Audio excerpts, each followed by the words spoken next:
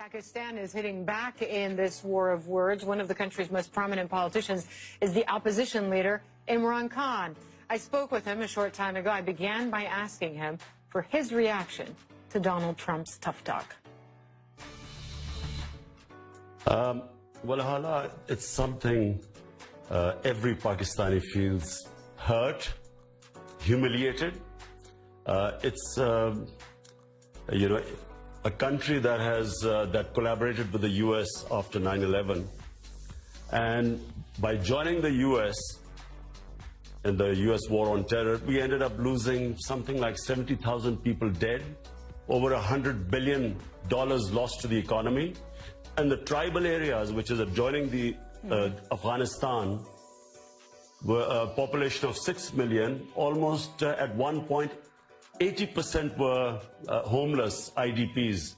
So after all this, suddenly to hear this strange statement that Pakistan is responsible, made a scapegoat for the US not succeeding in Afghanistan, it is, I just have to say that it is deeply painful for all of us. So you don't acknowledge that Pakistan is turning a blind eye sometimes, the government itself? I spoke to Zalmay Khalilzad, the former American ambassador to Afghanistan. He said it's not true. The government knows where these extremist groups are. This is what he said, that essentially they're not just in these tribal zones, but in the big cities themselves, if you could listen.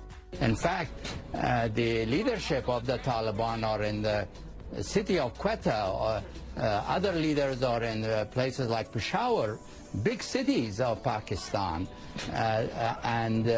Yes, of course, when they come across the border, they cross areas that are tribal, but the government of Pakistan knows where these people are.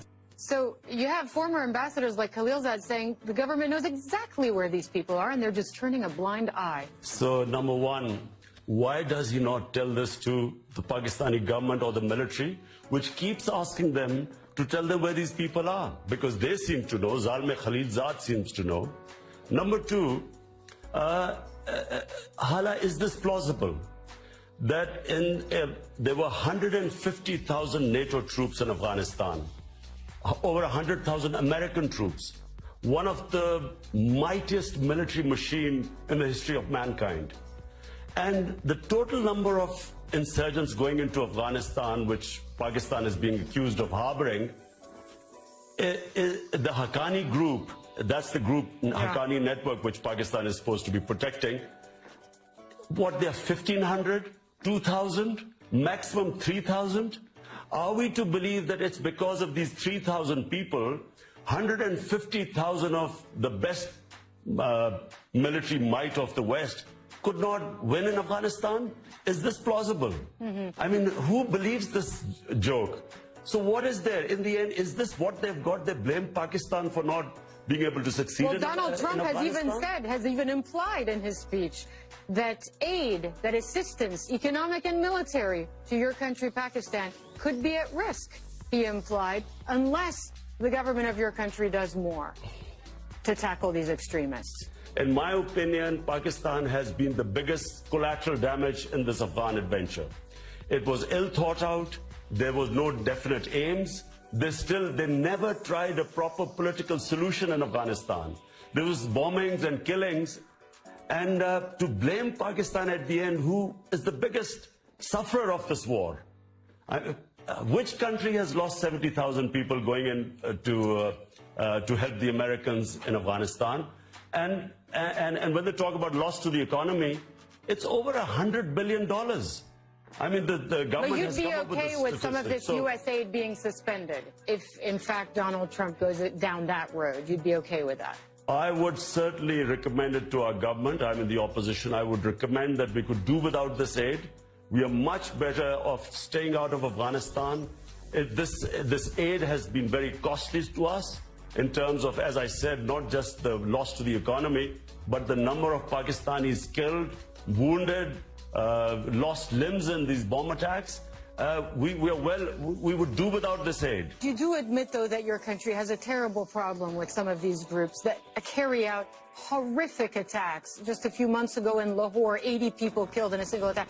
If you were prime minister, if you were the head of the government, what would you do differently? In my opinion, Pakistan, all the political parties have come to the table, and we have come up with what is called the National Action Plan, where we feel that all militant groups within Pakistan should be disarmed. So this is a consensus reached in Pakistan after all this bloodshed. And that's really the way of going about it, because the legacy of the 80s has to be brought to an end, and only the government should have monopoly of arms. One last thing, a message to Donald Trump. I mean, you heard what he had to say about your country. You heard what he had to say about his strategy for Afghanistan, your neighbor. What would you tell him? What would your advice be? I would say that this is a deeply flawed policy. It's more of the same. If he's going to send more troops, what are these troops going to do which 150,000 NATO troops could not do? And I feel that his stated policy of killing the enemy, I mean, that's what they've been doing for all this while. I think they should change policy. They should engage the neighbors. That means China, Russia, and Iran. And they should try and form a government of consensus. And actually, the US should think of leaving Afghanistan. Because as long as there are troops in Afghanistan, there's always going to be a problem. If they can do it simultaneously, get the neighbors on the same table, bring them on a dialogue with the Taliban, and then have a withdrawal, and at the same time, a government of consensus is set up in Afghanistan. To me, this is the only solution. Do you see yourself as having a clearer path to becoming prime minister? I know you're in the opposition now, but Nawaz Sharif was removed a few weeks ago. How do you see the next few months playing out for you in terms of that ambition? Well, I'm, a sportsman. My training is as a sportsman, so I'm always optimistic. I always think I'm going to win. And I do feel this time that this is our time, this coming election. Whenever it is, we think it'll be the end of this winter. And I think we have a very good chance of winning the elections. You see yourself as Prime Minister of Pakistan? Well, if we win the elections, hopefully.